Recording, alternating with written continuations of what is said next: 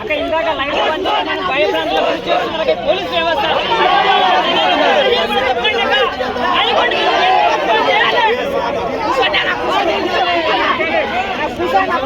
కూర్చోండి అందరూ కూర్చోండి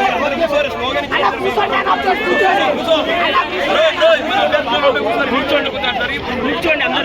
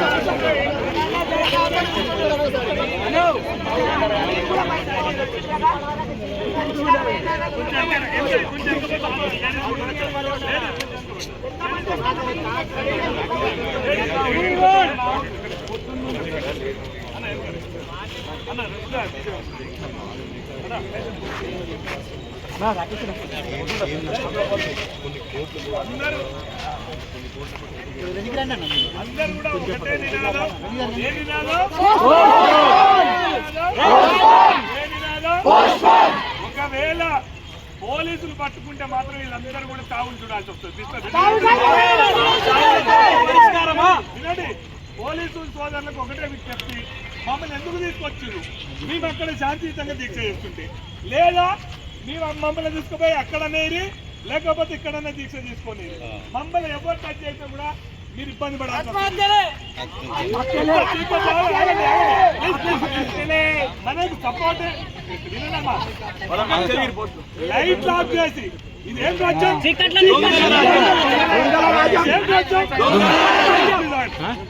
లైట్ ఆఫ్ చేసి సంస్కృతి ఆడపిల్లలు ఎడుగుతుంటే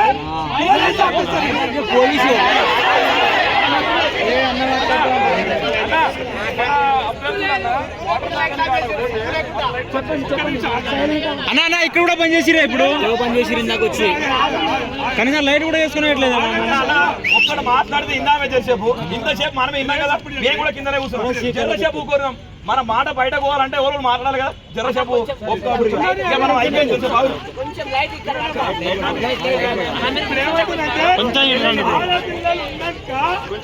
పోలీస్ ఆఫీసర్లు లైట్ ఎందుకు ఆఫ్ చేస్తున్నారు అర్థం చేసుకోండి. మీరు లైట్ ఎట్లా ఆఫ్ చేస్తారు? మీరు దీని మీద ఈ పోలీస్ ఆఫీసర్ల మీద కంప్లైంట్ చేస్తాం.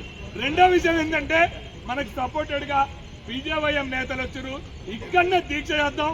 పోస్ట్ పోన్ అయ్యేదాక ఈడనే ఉందాం, మన ప్రాణాలైనా కోరుకోవాలి.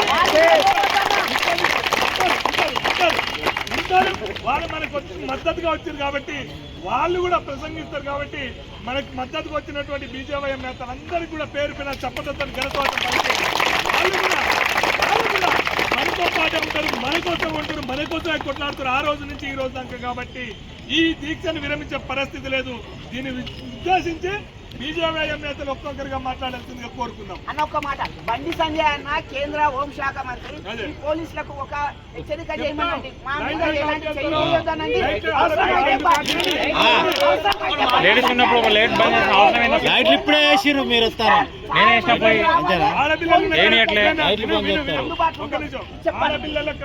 ఆడపిల్లలు ఉన్నాక అందరూ చెప్పాలి, సమాధానం చెప్పాలి. లైట్ ఆఫ్ చేసే వీడియో ఉంది, ఎవరైతే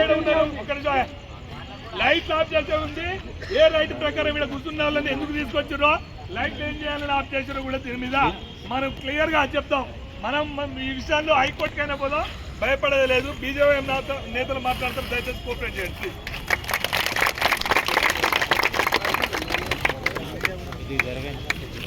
బీజేవైఎం రాష్ట్ర ఉపాధ్యక్షులు హైదరాబాద్ ఇన్ఛార్జి మహేష్ అన్న గారిని మాట్లాడాల్సిందిగా కోరుకుంటున్నాను.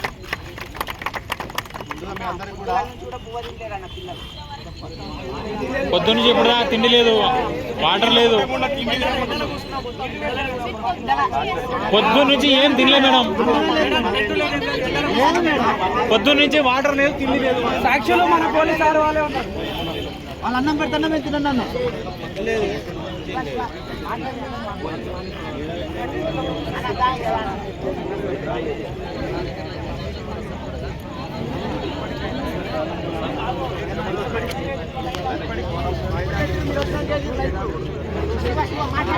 గవర్నమెంట్